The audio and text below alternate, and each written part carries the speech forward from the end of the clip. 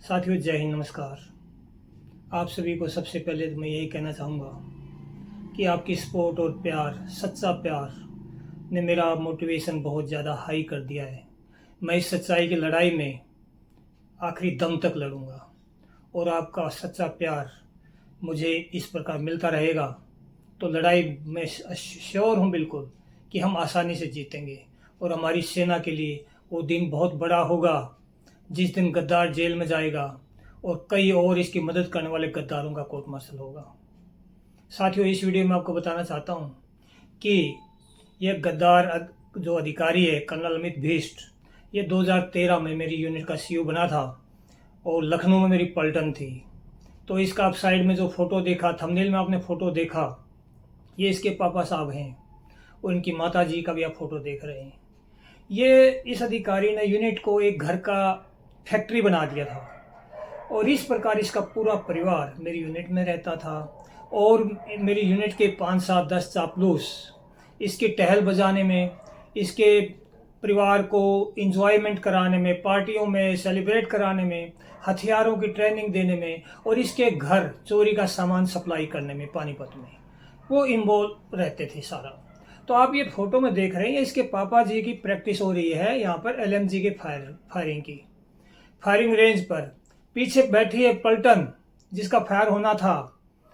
Brigade का order था कि पलटन का फायरिंग का प्रैक्टिस होना है, लेकिन आधा दिन तक पलटन पीछे बोला तुम हथियार सफाई करो और बाद में देखेंगे। और इसका पूरा फैमिली आके एक बार बोला एलएमजी का फायर कराओ, एक बार वो इसका पिस्टल का फायर कराओ, एक बार राइफल का फायर कराओ। और ये जो दो साहब दिख रहे हैं ये मेरे साथ वाले जेसीओ हैं। एक मेरे से 2-3 महीने जूनियर है, एक 2-3 महीने सीनियर है। मेरे ही कैडर में जेसीओ बने थे। ये इनका पूरा ड्यूटी ये रहता था कि इनकी सारी चॉइस पूरा करना। यहाँ तक कि आज तो ये फायरिंग रेंज पे इस पर प्रैक्टिस कर रहे हैं। ये कहीं पर भी यूनिट में कोर्ट में जाता था, कोई भी हथियार उठाता था इसका पापा, इसके भाई भी आते ही रहते थे और जब चाहे जाके साइड में बोला मेरे को इसका फायर करवाओ। और ये 2-3 चमचे, इसी में इनकी नौकरी थी। इन्होंने इतना वर्क किया इसके ऊपर, आज ये दोनों सूबेदार मेजर है। एक पलटन का सूबेदार मेजर है, एक दूसरी जगह है। तो आप समझ सकते हैं। लेकिन यहाँ पर बात गद्दार की हो रही है। ऐसे चापलूसों की हम गिनती करेंगे तो बहुत ज़्यादा है, उनके ऊपर ध्यान देने की जरूरत नहीं है। मैं आपको ये बताऊँ, ये गद्दार अधिकारी और इसका पापा, इसका पूरा परिवार मेरी यूनिट को लूटने में लगा हुआ था।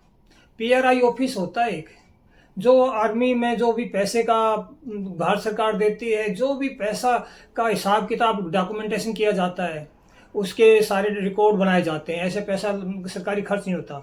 तो इसका पापा उस ऑफिस को एक टाइप से हेड की तरह वो करता था। यानी दोनों पापा बेटा मिलकर पूरा लूट खसोट, झूठे बिलिंग वगैरह सब कुछ करके हर साइड से, यानी पलटन को इन्होंने बिल्कुल अपना घर का बना रखा था। और ये फिर जो ये मैंने इसका रिपोर्ट स्पोर्ट बहुत किया। अभी यहाँ पर आज मैं फायरिंग की ही बात करता हूँ। जो ये हथियारों की जो फायरिंग ये हो रही है, ये इनका बिल्कुल मस्ती चलता रहता था पूरे परिवार का। तो मैंने इसकी रिपोर्ट बना के, जनरल सुहाग थे हमारे थल सेना अध्यक्ष, वहाँ पर मैंने भेजी थी। और इसने ना, एक आपको बात यही बताना चाहता हूँ, जब मैं इसके गद्दारी की रिपोर्ट कर रहा था और इसने तो मुझे मिलिट्री हॉस्पिटल में बंद करा दिया था, तो मेरा छोटा भाई लड़ रहा था इसके अगेंस्ट में, मेरी वाइफ लड़ रही थी। तो मेरे भाई को भी झूठे केस में फंसा के पानीपत में झूठे केस में फंसा दिया था। तो मैंने इसके अगेंस्ट में एक फिर थल सेना अध्यक्ष जनरल सुहाग थे, वहां पर भेजा था भाई इसके पास, इसके घर में इलीगल हथियार हैं, अपने पूरे परिवार को ये ट्रेनिंग दे चुका है, मेरे भाई को फंसवा चुका है, मेरे छोटे बच्चे हैं, ये मेरे को कुछ भी करवा सकता है। तो फिर मैंने ये अपने वो डर जाहिर किया था थल सेना अध्यक्ष को।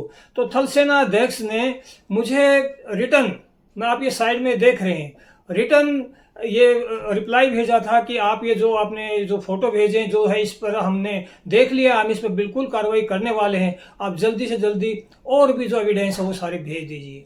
तो दोस्तों, मैंने 10-12 दिन के अंदर ही इसके पूरे काले चिट्ठे की लिस्ट बना के सब कुछ थल सेना अध्यक्ष के पास भेज दिया। और ये देखो, 29 जून 2016 की बात है। थल सेना अध्यक्ष चला गया, दूसरा आ गया, तीसरा, चौथा, अभी 5वां 6वां होगा ये, कोई रिप्लाई नहीं। क्यों नहीं?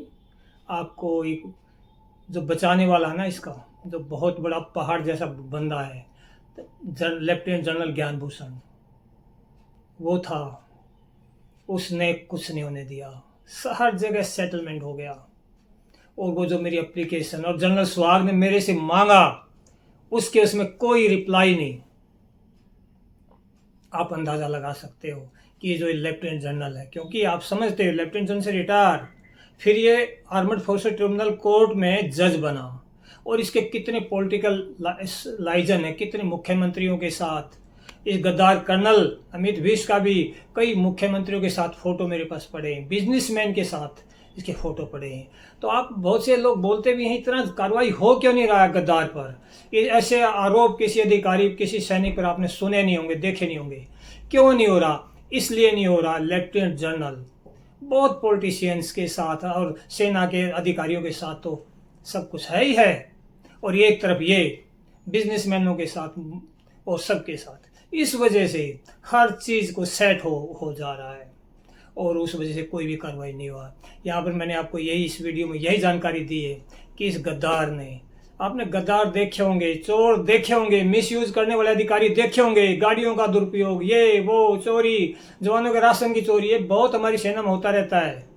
लेकिन ऐसा गद्दार नहीं देखा होगा जो नीचे से लेके कचरे को भी बेचने वाला इंसान है। ये जवानों के कार्ड जमा करके उनके दारू बेचता था, धंधा करता था, लकड़ी, मंदिर का पैसा, और लाइन ऑफ कंट्रोल पर जाके तो आतंकवादियों से सौदाबाजी करके घुसपैठ और 20 सैनिकों को हटाकर और ऊपर वाले अथॉरिटियों को दिखाया कि वो वहीं पर तैनात हैं। तो साथियों, आप सभी का सपोर्ट के लिए बहुत बहुत धन्यवाद। इसके काले कारनामों के चिट्ठे हम लगातार खोलते रहेंगे, और आप सभी को यही कहना है कि ज़्यादा से ज़्यादा इसकी फैलाओ, देश में हमारे हर नागरिक को पता चले हमारी सेना की सच्चाई, और वो सवाल पूछे प्रधानमंत्री जी से, डिफेंस मिनिस्टर से, जब सवाल का उत्तर मिलेगा। वैसे बिना वायरल हुए कोई सुनवाई नहीं करता है। मैं आपका बहुत बहुत धन्यवाद करना चाहता हूं।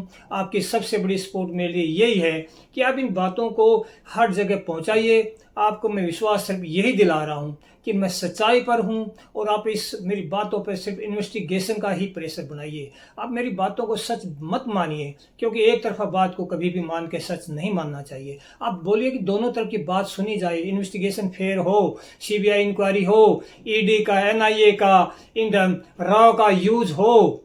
ये सेना के अधिकारी, तो आप लोगों ने ब्रिगेडियर की दादागिरी वाला वीडियो देख लिया है। सेना के अधिकारी तो इनको बचाने के लिए तो आज तक लगे हुए ही हैं, इसलिए तो कार्रवाई नहीं हुई है। और सारे सच्चे आरोप हैं, इनको पता है, इंक्वायरी होते ही कोर्ट मार्शल 4 ब्रिगेडियरों का है, 1 कर्नल का है। आपको यहाँ पर यह भी मैं बताना चाहता हूँ, किसी टाइम भी मेरे साथ साजिश करके मुझे मरवा सकते हैं ये, क्योंकि जब एक कर्नल को बिल्कुल कैद होनी है और 4-5 ब्रिगेडियर का कोर्ट मार्शल होना हो, तो वो अपनी इतनी बड़ी को अपने आप को बचाने के लिए तो वो चाहेंगे कि मेरे को साइड रास्ते से हटवा दिया जाए, किसी साजिश में हटवा दिया जाए। इनके पास पैसे की, पावर की कोई कमी नहीं है। आप सभी को इस बात पे पूरा ध्यान रखना है, कभी भी ये कुछ भी हो सकता है। अगर आपके भाई की सांसें बची रहेंगी तो इनका रास्ता मैं निकाल लूँगा, और आपकी मदद से निकालूंगा।